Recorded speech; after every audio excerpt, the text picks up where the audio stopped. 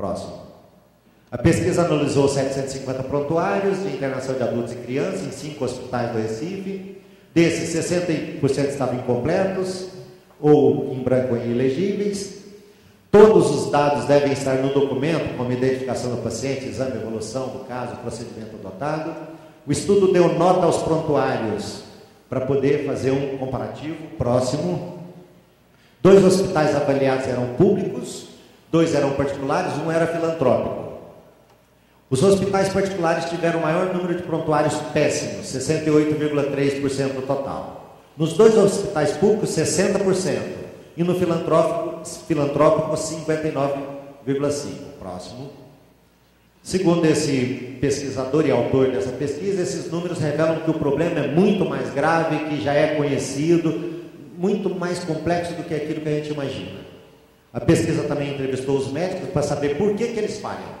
E aí foi mostrado, eles alegaram falta de tempo e cobrança dos hospitais. Não justifica, né? O presidente da Sociedade Pan-Americana de Medicina Hospitalar afirma que a visão antiga da medicina não estimulava o compartilhamento de informações. Então não existe aquele, o paciente é meu, que eu tenho que fazer tudo escondido para mim, eu tenho que segurar todas as informações para mim, eu não compartilho nem com o próprio médico, com o próprio paciente, quanto mais com outros médicos. Então essa visão tem que ser mudada, vai? O multiemprego piora a situação. O médico trabalha em 200 mil lugares para poder ganhar 10 mil reais. Isso também piora a situação. Falha na formação. Dentro da universidade nós não temos formação adequada. Não se ensina direito médico dentro da universidade, dentro da faculdade de medicina. O acadêmico de medicina sai nu e cru. Tem uma deontologiazinha meio marca-traque, tem uma medicina legal meio nas coxas, etc. e tal, e ele sai despreparado sobre isso aí. Muitos médicos têm má vontade, o prontuário acaba virando uma coxa de retalho. Ele vai simplesmente anotando, por exemplo, vem hoje, ele anota que está com febre, com tosse, diagnostica uma amigdalite. Amanhã volta com dor na nuca, e ele anota só, dor na nuca. Só isso. Prescrição mantida, por exemplo. Ele vai fazendo uma coxa de retalho, vai juntando pedacinhos e não descreve nada de forma adequada. O Conselho Federal de Medicina aponta os itens que devem constar do prontuário. Já existe um projeto aí de fazer um prontuário único para todos os médicos e que contemple tudo de acordo com o médico deveria preencher aquilo tudo de forma adequada, e eu duvido que isso vai acontecer, porque nós temos o vício de não preencher nada. Quer dizer, a gente preenche só o que interessa e deixa o resto para lá. Próximo.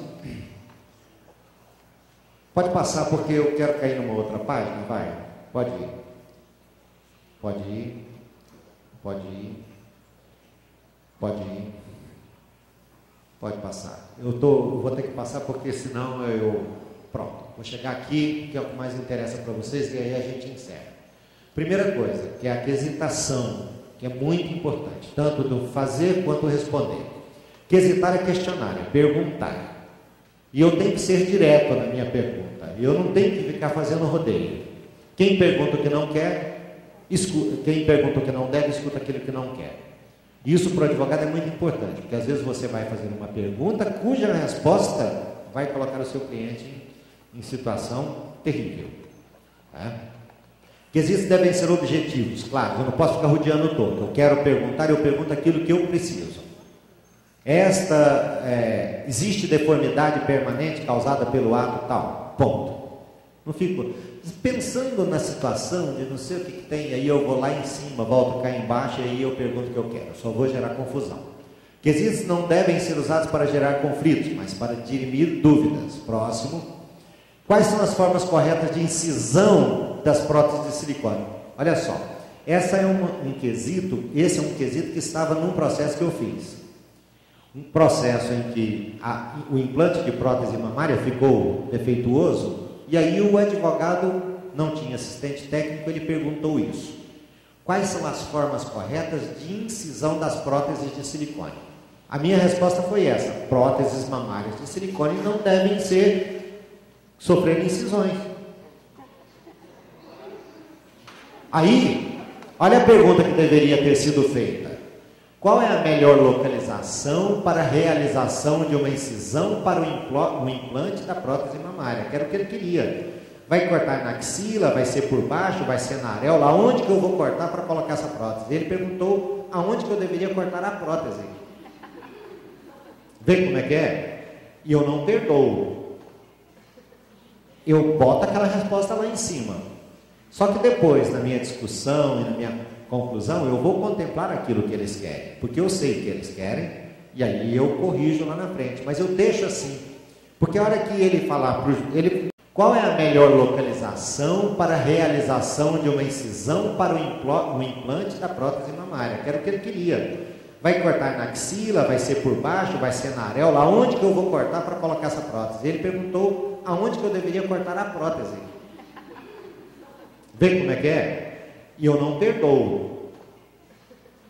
Eu boto aquela resposta lá em cima. Só que depois, na minha discussão e na minha conclusão, eu vou contemplar aquilo que eles querem, porque eu sei que eles querem, e aí eu corrijo lá na frente, mas eu deixo assim, porque a hora que ele falar, ele vai ficar com vergonha do juiz de dizer, olha o que ele respondeu aqui, senhor juiz. Ele vai ficar com vergonha de fazer uma pergunta dessa. Próximo. Quesitos devem contemplar os fatos e os dados que estão ainda obscuros. Aquilo que já é claro, aquilo que já é óbvio, já está lá. Houve lesão? A mulher está lá por causa de uma lesão. Houve lesão? Para que perguntar isso? Você tem que perguntar se aquela lesão gera, por exemplo, uma deformidade permanente ou qualquer coisa assim, mas não perguntar aquilo que é o óbvio.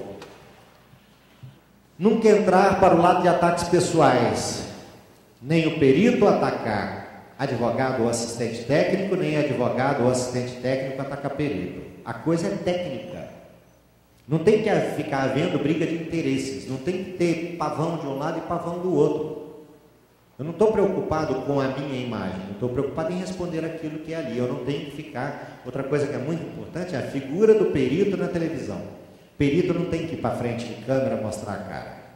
Ele não tem que ficar lá dando entrevista para se tornar estrela.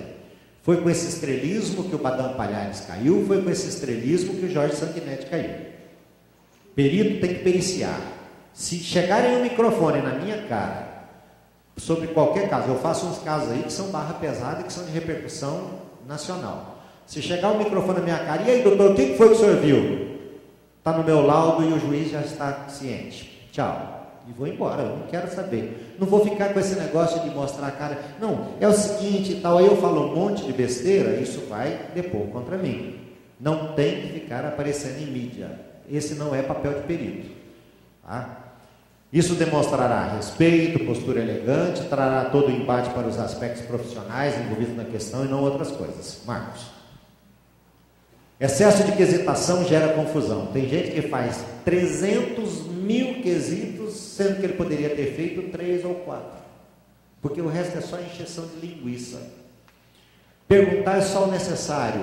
Evitar pergunta aliada a subpergunta. Ele pergunta uma coisa, sendo essa pergunta positiva, tal coisa. Sendo ela negativa, não sei o que tem. E se não sei o que tem, tal. E começa a fazer um monte de viagens. Quesitos devem ter uma lógica temporal que melhora a compreensão, fazer aquele vai e vem. Vai lá na frente, volta cá atrás. Perguntou uma coisa, daí a volta. O juiz odeia esse troço porque obriga ele a toda hora estar voltando lá. Então é preferível colocar tudo numa ordem cronológica que permita uma leitura mais lógica. Vocês querem que eu pare? Não. Então, Marcos, para de fazer cara de som. Não, volta o anterior. Se o advogado do caso ou os demais de outra forma, o assistente técnico é indispensável. Tá? Cada questão feita deve ter na sua formulação raciocínio contextual. Nunca fugir daquele interesse. Uma possibilidade não afasta a outra, uma condição mórbida não afasta outra condição mórbida. Por quê? Porque de repente a gente acha que se o indivíduo tem, por exemplo, uma hepatite, e se ele tem um problema psiquiátrico, ele não pode ter as duas condições, uma hepatite e uma condição psiquiátrica. E essa hepatite não pode estar gerando uma cirrose? E essa cirrose não pode estar agravando o problema psiquiátrico? Então tem que contemplar tudo isso. Tá? Essas comorbidades têm que ser vistas no sentido de esta está influenciando naquela? Está piorando ou está melhorando? Sem esta, ele teria este agravamento? Próximo. Este é um caso que eu fiz recentemente, como não tem identificação de ninguém, vai ficar andando sem roupa no meio da rua, não tem nome, não tem cara. Só para mostrar para vocês que isso aí é o resultado de uma cirurgia plástica. Quase que um terço da areola, o terço inferior, foi embora. Tem uma cicatriz grave. Todas as vezes que essa senhora levanta o braço, ela ergue a perna. Estou brincando. Todas as vezes que ela levanta o braço, a mama dela retrai. Ela faz isso aqui, a mama dela faz um buraco no meio. Uma retração grave. De acordo com se ela chegar dentro do quarto para fazer amor com o marido, ela fala assim, meu bem, e ele fala, não, espera lá. Ficou horrível, ficou feio, tá? Então o que eu faço? Coloquei só para mostrar para vocês, que eu fotografo todos os meus casos. Aí é que vem a questão. Devo colocar a foto ou não no laudo? Por questões éticas, geralmente a gente não deve colocar. Você fotografa e arquiva. Se a dona do caso não se preocupe e diz, eu quero que coloque porque eu quero mostrar o que eu tenho, você coloca. Principalmente crimes sexuais, isso é muito complexo, tá? Mas nesses casos de erro médico, a gente pede autorização, aí vem também o consentimento informado, né? Ela vai consentir ou não de colocar a foto, mas que a foto ilustra e melhora demais a compreensão do processo, até mesmo porque essa aqui é uma foto do pós-pós, que ela teve uma foto do pré-operatório, teve uma do pós-operatório, não muito imediato, mas mais próximo, e esta foto demonstra que o processo agravou com o tempo, e se houve agravamento, isso também tem uma importância muito grande. Próximo. Nem sempre em medicina o que aparece é aquilo que aparenta ser, a gente tem que tomar cuidado, né? Essa é uma frase de francês, Valmércia, cadê você? Essa é uma frase do francês que eu gosto muito, né? E que eu sempre digo para os meus alunos, cuidado, né? Dans la médecine, como l'amour, ni jamais ni toujours. Na medicina, no amor, nem nunca, nem sempre. A gente tem que estar muito ligado nesse tipo de coisa. Próximo, de médico e louco, cada um tem um pouco. Vamos pular, eu aí do outro lado só tem louco, aí lá, do outro lado só doutor, hospital de caridade. Próximo, essa é a capa do meu livro, Medicina Legal para o Acadêmico de Direito, está na segunda edição, já vai para a terceira revista ampliada pela editora Del Rey. Próximo, essa é a bibliografia que eu sugiro sempre, que é do Higino de Carvalho Hércules, que é do Rio de Janeiro, um grande amigo meu, uma pessoa fantástica, é o melhor livro de medicina legal que nós temos no Brasil atualmente. O do Genival Veloso França, que é nosso professor do Sembrap junto com a gente, muito amigo também da gente, que o livro dele também é fantástico. E o meu livro, que não deixa de ser tão bom quanto os outros. Próximo. Esse é o meu instituto, Instituto Educacional Sapenjur, que trabalha em parceria com o Sembrap. Que trabalha, então quem quiser me encontrar no sapenjur@hotmail.com, tem cartãozinho meu, com a menina lá fora, cartãozinho meu aqui. Próximo. E a minha titulação para quem quiser saber aquilo que eu faço da vida. Tá? Muito obrigado.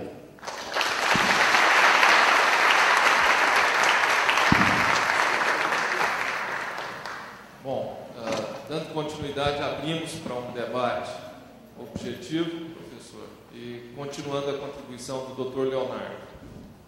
Para quem quiser a indagação. Eu só tenho compromisso depois da meia-noite, que da meia-noite às 6 eu entrego pizza. Médico tem esse negócio, trabalha um pouco mais, ganha um pouquinho de dinheiro a mais. Eu tenho uma moto, eu faço entrega de pizzas. Quem pergunta?